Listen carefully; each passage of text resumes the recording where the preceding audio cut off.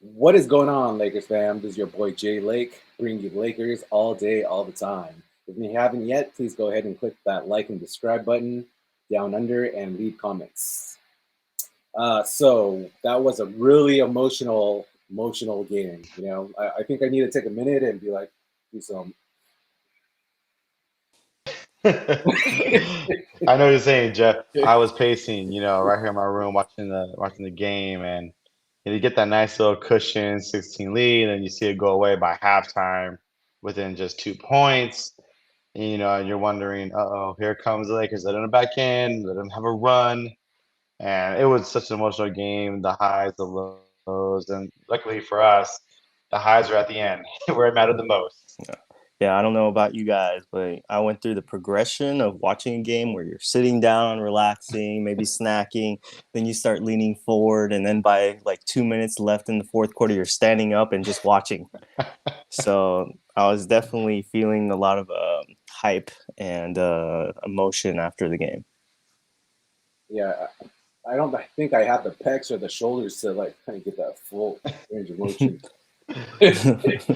But seriously, LBJ, I mean, come on now. That was the game of all time, right?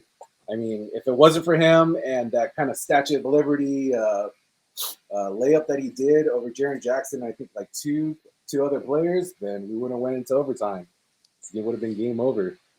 Yeah, Dylan Brooks said that he wouldn't respect LeBron or wouldn't respect anybody until somebody got 40 on him. But LeBron got him 40, 22 points, 20 rebounds. So that's 40, like Shaq Yeah, said. it is, and that's impressive. 20 boards.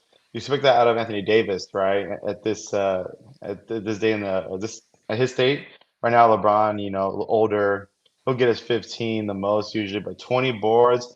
It really shows how much he wants it, how much LeBron wants to make this run deep in the playoffs, right? And really scoring when it mattered. And we'll talk about it later, but instead of going for a three or a jumper, which he tends to do sometimes late in games, he drove the ball and was willing to take those free throws when he needed to. And he made that layup at the end to force it overtime, and obviously that big N1 at overtime to seal the deal. So a great game for LeBron. You know, he's Yeah, a superstar, right? He's one of the best for a reason. Big Al made a good point. So 22, 20, and 7. So, that hasn't been done in Lakers history since Shaquille O'Neal, Shaq, legendary center. And it's like LeBron did it. So that's another stat line to kind of add to his growing accomplishments. Yeah, for sure. LeBron, I think that was his career high in rebounds as well. So, he was doing a little bit of everything, and you know, thankfully he had help, a little bit of help. Not so much from Anthony Davis, but the role players definitely helped him out a little bit.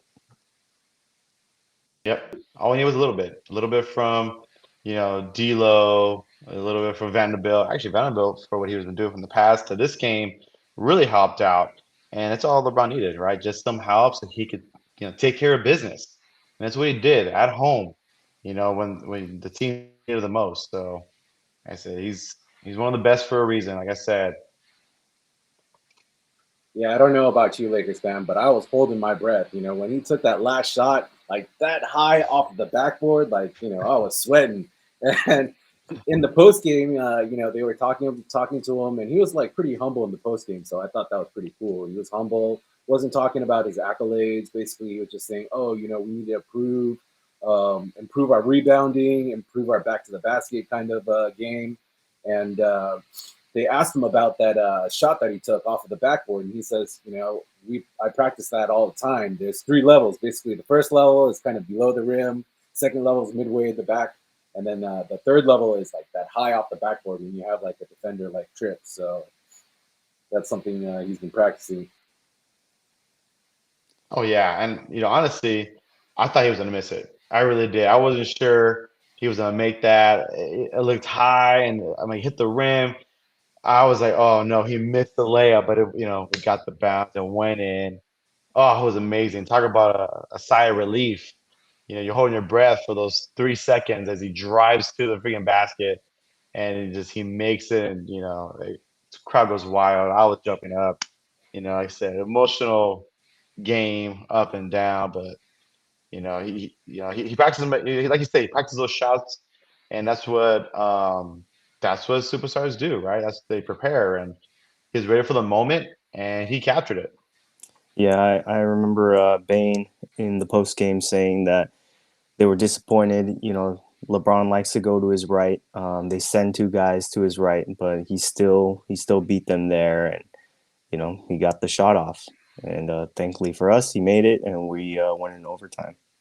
I Well, mean, I I was think he's one of the best drivers in the game. I mean, his whole career, I think LeBron has been the best driver. No one can stop him when he's, full speed to the basket.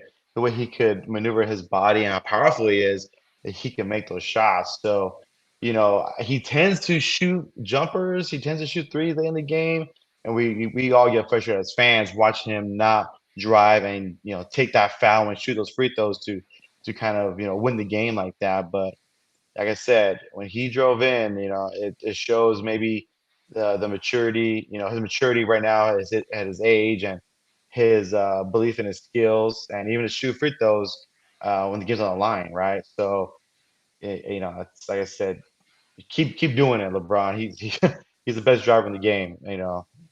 20 years he's been doing it. Yeah, I mean, it's been a while since I've been this worried. I mean, even with the Staples fan, you could kind of tell, it's like up and down, up and down. One minute they're yelling, next minute, they're pretty quiet. But I felt like the Cubs kind of flipped the switch on us this game. Last game we came out from the get go, we were firing all cylinders. We were up by quite a bit, but this game it seems like they kind of went off. We did play defense pretty well. We had several big blocks in that first half, especially for Bando, because none of our players were kind of doing well, but Bando, big night, big first half for him, right? Bando, he had 7 points, 2 rebounds, and 2 big blocks in that first quarter. He had basically a defense to offensive hustle, and he was basically the first one back to the other end of the court, and he made those 2 big threes. He ended the night with 15, 6, and 2. So it seems like a lot of times they're kind of sagging him off of him, especially like John Moran on that 3 point line, and that's when he made the big two big threes. So if it wasn't for Vando, I don't think we would have won tonight. Thank God, because they weren't guarding him. Let's be real; they're not guarding him. They're not really worried about him offensively. And tonight, he kind of, still had them at least respecting him. They should be respecting him a little bit more. He was able to score, so thankfully for him, he carried us in that first half. Oh yeah, like I said, he played very very well. He was playing so well, he might have taken some minutes from Hachimura a little bit. But those he had 6 boards, those 2 threes, really hustling up and down the court. I know the last game he had 0 points. So from 0 to 15, what a turnaround!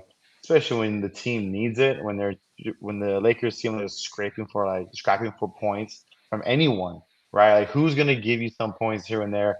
It's gonna help LeBron or AD down the stretch so they could take over.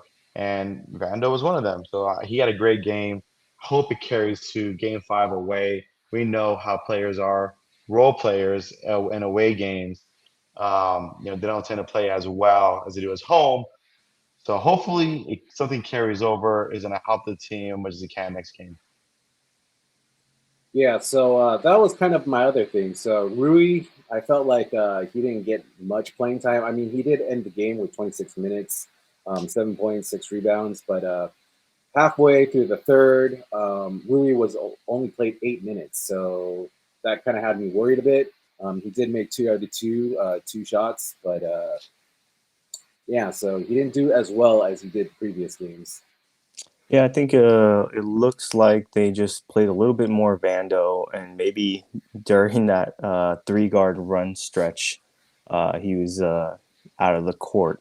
But you know, it was streaks are meant to be broken, and you know, last night he played his worst game of the series, but he was still solid. He's still solid in the minutes that he gave them. Yeah, and it could have been possibly the flow of the game wasn't his flow. Things happen throughout a series. There's adjustments being made. So, I mean, like I said, solid performance no matter what. I just think it wasn't his kind of type of flow of a game for him to get those points he had previously and the type of impact he had previously. Nonetheless, he helped out when the Lakers needed it. Solid play. Yeah, so I mean, because we kept going up and then back down and then back up again and then back down. So during that third and fourth quarter, once Darvin Ham pulled out that dreaded three guard rotation, I was tripping out. I was like, oh no, what are you doing? It's like D'Lo back in the game. He didn't do anything during that first half. But then thank goodness D'Lo caught his stride at the right time, hit those big threes, and got us back into that game. Yeah, I tweeted out after Austin Reeves got, in foul trouble, like who's going to step up because Reeves was so effective in the pick and roll. He was, producing offensively. Who's going to step up? And Mario tweeted at me and said it should be You, D'Lo. you know who it should be? Yeah. It should be D'Lo, And right? yeah, and seconds, minutes later, D'Lo hit 3 consecutive 3-pointers, was it? Yeah, he Yeah, hit some big it was 3-pointers. when Lakers were down by 7. I think it was 97 to Hmm. 90. Yeah. And he hits that first three. We're like, oh, hey now, here we go. And then all of a sudden he's two in a row. Someone's heating up, right? And then he hits another one for his third in a row. I mean, hey, what does D'Lo always say? Ice in his veins. I think for that stretch right there was definitely ice in his veins, and I want to see more of that going away into Game 5. Yeah, so Darvin Ham during the post game presser, he was saying at that minute, I kind of remember D'Lo saying that I can miss my first five and then make my next 10, so that's why I put him in. But I don't know. Do you think it was like more dumb luck that he kind of did that, or more strategy wise, or I mean, I think the first shot was like the shot clock was winding down, and he was kind of he had to shoot it. But confident, if you shoot the ball confident, you're gonna feel different. I thought he'd been playing a little too passive, a little bit too cautious sometimes with his shot. Usually when you're not confident in your shot, it comes off the front of the rim. So he was confident in those in all three of those shots. So. Yeah, I Ho- mean, I agree with you, Big Al. His first shot, I think he had to do it. He had to do it. He wasn't thinking about it. Like he knew mhm. time was coming down. I just had to shoot. Don't think Yeah. about it. Just shoot. He made it, and then as the confidence grew from there, he hit his second one, right? And then he's like, okay, let's go one, let's go 3 for 3 now for this one in this stretch. I mean, and he just drills three threes, which was a huge swing in the game, huge momentum shifter. Really, if we didn't have those, we'll be talking about series being tied, in my opinion. so one of the issues I've been having is Bees. So Beasley, he had 9 minutes and 3 points tonight. I don't understand why Darvin Ham keeps playing Beasley. I mean, okay, fine. He's used to this rotation. This is kind of his rotation locked in, and so he's not going to change it. No leeway. But if B's not hitting those threes, he's basically not giving us anything. Lonnie Walker, high motor, finishes at the rim. Defense, I think he's kind of equal with Beasley. It's like, why wouldn't you switch him out? For sure. I mean, Beasley hasn't really done anything in this series. I would have said that, they're just trying to give him the confidence and just let him be out there and shoot. But, and he hasn't done anything. So I think it might be time to give um, Lonnie Walker some minutes, get him out there, get his feet wet, and maybe potentially get a view of him for the next round. You know what I'm thinking? I'm thinking Ham's doing something uh, maybe pretty genius. I mean, Beasley's not hitting nothing, right? But it seems like Beasley needs to have some playing time to get in a rhythm.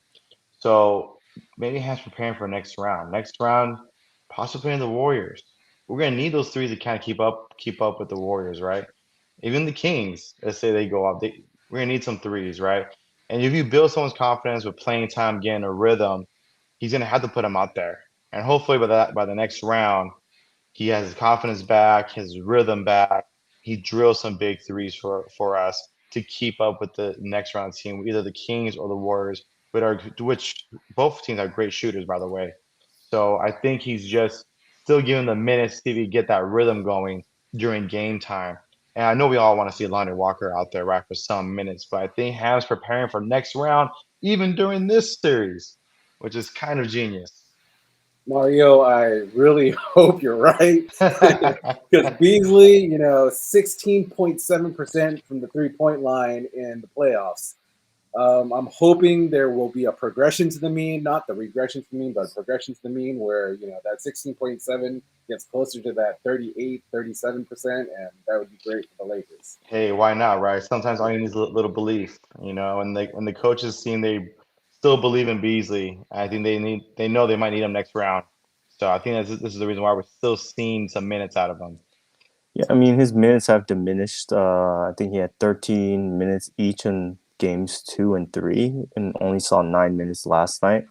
But The game was close he's though, so you can't do yeah, that. yeah, very true. Um, the best game we've seen so far was him against the Minnesota in the play-in, and maybe they're just hoping to get that game. Mhm. So Yeah, so this one probably should be an easy one. Who do you guys have MVP game ball?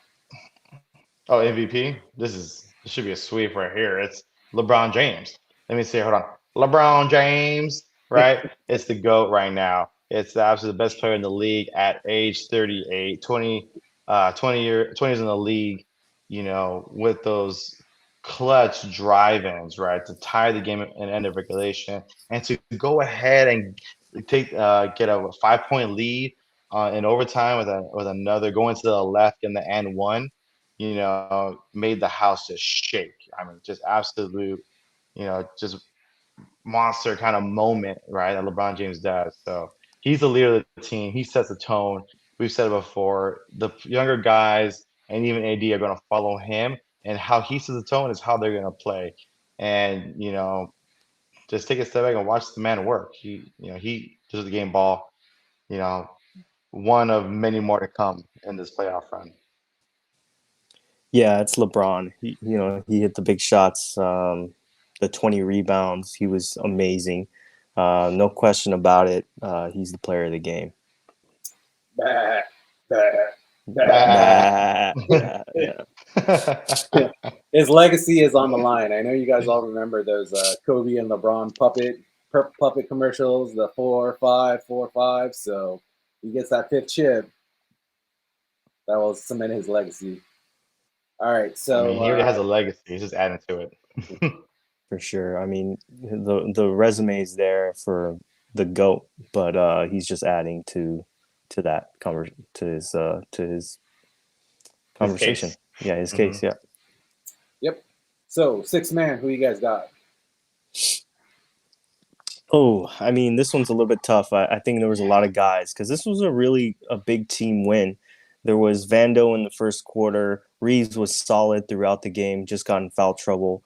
D'Lo hit the big threes to kind of shift momentum and keep it away from Memphis. AD was underwhelming offensively, but was big defensively. His presence, kept Memphis out of the paint. So six man, I would say D'Lo. He just hit the big threes. I mean, just to kill that momentum. Without him, maybe we go back to Memphis 2-2. You're right. I mean, even though he's D'Lo's starting or whatever, and six man, it has to go to D'Lo. Those big threes at the end of the game to swing the momentum, take the lead, was huge, right? And rightfully, we've been waiting for this, right? We were waiting for that kind of big play from D'Lo, that type of shooting.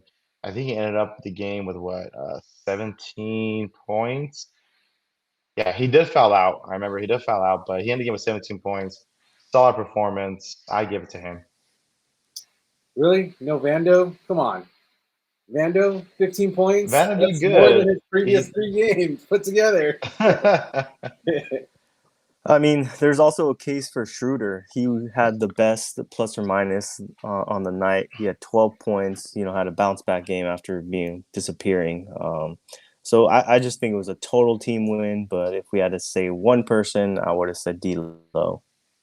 I don't know. I agree. I give him minus for first half kind of play. Vando, I didn't choose Vando actually, so my choice is Austin Reeves. 23 points, 4 rebounds, 6 assists, all around. He is that ideal six man. This was a big game for him as well. So, gripes, what do you guys got? Right. So that's a good one.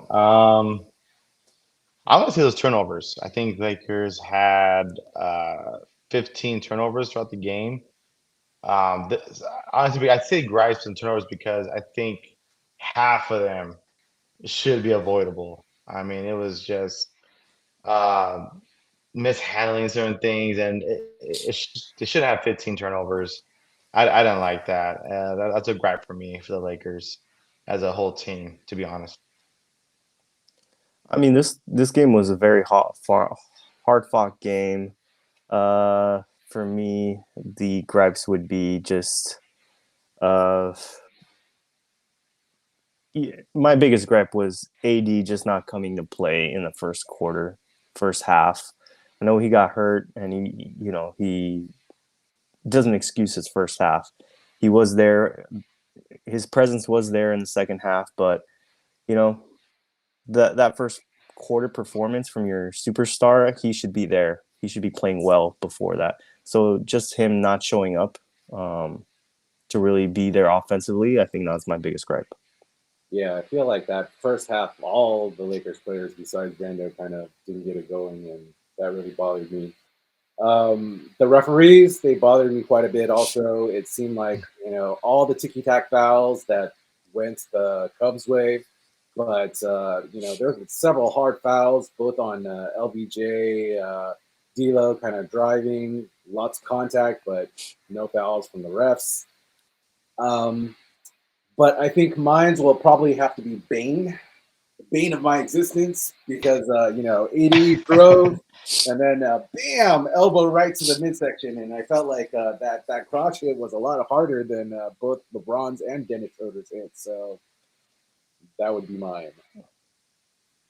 Yeah, the refs are never great, but this game definitely they missed some calls. I think both teams were upset with them, but for as a Laker fan, we definitely saw some things that should have went our way. But I Yeah. think we did have some things go our way as well.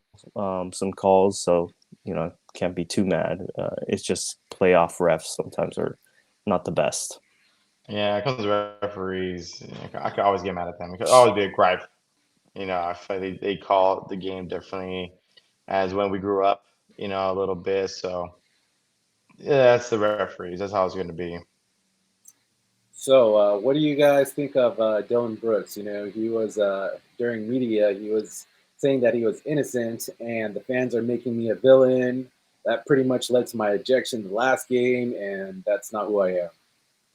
Well, I don't think the fans were making him a villain. He was making himself a villain, by all the trash talking he does, all the antics he brings to the game. He was making himself a villain. But, LeBron put him in his place, I think. Yeah, he did. I think he told him before the game, do your job, make your shots. Because come on, I think he's ranked last in shooting and quite other few categories for players with at least 40 field goal attempts in the postseason. So he's obviously having a bad postseason, and LeBron put him in his place. I think he scared him a little bit. I think he scared him. We're seeing how he plays during the game and what LeBron's doing, and he poked the bear, right? And you never want to poke the bear, and never Yeah, ever. yeah, he definitely don't want to talk to the media after the last two games. So he's going Yeah. to be forced to talk to the media at some point. Does he And get fined for that, Big Al? Do you know? uh, I think like stars would get fined. They have to make themselves available to to the media. Oh, so There he's hasn't okay then. yeah there has to be He won't get enough fined. there has to be enough reporters that want to talk to him. Yeah. Did you guys see his purple sparkling sweater? It's like if you come on, if you come to the game wearing that, it's like what do you expect to do? You had 11 points, 5 rebounds in 41 minutes, and I think that's He kind of was trying to feel dangerous, but yeah, it was more I don't know. He's more of a danger to his team. I Yeah. heard there's like 3 teams that are out want him out there this year. I think they all belong to Indonesia though. No, I saw that one of them said they don't want him. Oh, So never mind, 2 teams. 2 teams. Yeah, he kind of looks like the villain, with those two braids back here, and then I don't know Mhm. if those are like scars or like acne or like creases, but he has these like marks all over his face, and it kind of trips me out whenever I see him. Yeah, he's a character for sure. So it looks like most likely we're going to be facing the Warriors in our next round, right? Because you guys all saw that De'Aaron Fox, he got injured. He basically fractured his fourth distal phalanges. What that is, it's called a tough fracture, and it's a little piece of bone kind of breaking off. Um, it's usually a recovery time about 2 to 3 weeks, but Kobe, our legend, he played through the playoffs, the finals with like a broken finger, dislocated finger, and he was Yep. fine. So if anything, I think they could just kind of take the finger, and he just got to get used to that pain threshold. If he could raise his pain threshold, then he should be able to play through it. Well, Kobe wasn't an ordinary human. I mean, he played through everything. He made free throw shots on a torn Achilles. So I mean, Kobe was abnormal. Um, he changed his shot during his, he shot it off his middle finger instead of his, index finger. So, De'Aaron Fox, he's gonna have to adjust to it, but he can hopefully, he's skilled enough to shoot with his left hand. I know Kobe did that a few times, so we'll see how that series goes. De'Aaron Fox is still a very fast player, but you know, Golden State has the upper hand right now. They got the momentum. Yeah, I mean, obviously when you hurt your finger, especially in your shooting hand, it'll have some impact. But I think Darren Fox should be able to, withstand the pain.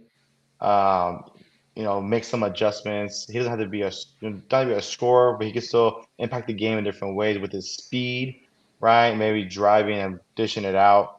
I'm sure there's doctors in the team that might give him a little numbing cream or shot, something to ease off the pain a little bit. Like you said, Kobe, he hurt his finger, broke everything. He shot with his other hand. Nothing was stopping Kobe from playing the game. But I think they're built differently nowadays. They're not built the same like they were in the Kobe days. But I think De'Aaron Fox could still make an impact, even if he's injured like that in the game, to make it an interesting series. But if he's not good to go, it's Warriors series. We'll be facing the Warriors next round. Predictions for the rest of the series. Well, the Lakers are for the Golden State series or the Lakers series. For us. For us, the Lakers are taking this in 5 for sure. See, I have what I want, and I want to happen. What I expect to happen, it might be different. I want them to close it out in Game 5, get some rest, and just be done with it. But sometimes if you're a Laker fan, you've seen it too many times where you expect one thing and the total opposite happens. Like it wouldn't surprise me if you got to come back to LA for Game 6 to close it out. When they should have done it in Game 5, they got more rest. So I'm hoping Game 5, but it wouldn't surprise me if it goes to Game 6.